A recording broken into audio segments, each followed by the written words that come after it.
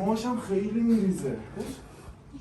موهاش میریزه. خب ببین کلا سگا توی ورود به فصل جدید نه من جرمای دیگه هم دارم. این حساب تو بیشتر.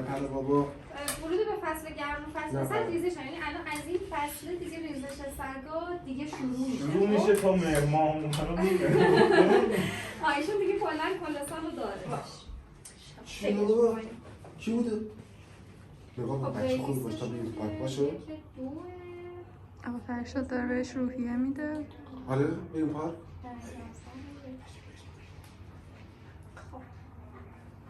فقط چند یه دونه بلک داشتم بردم تو پارک پلیس اومد گرفتش.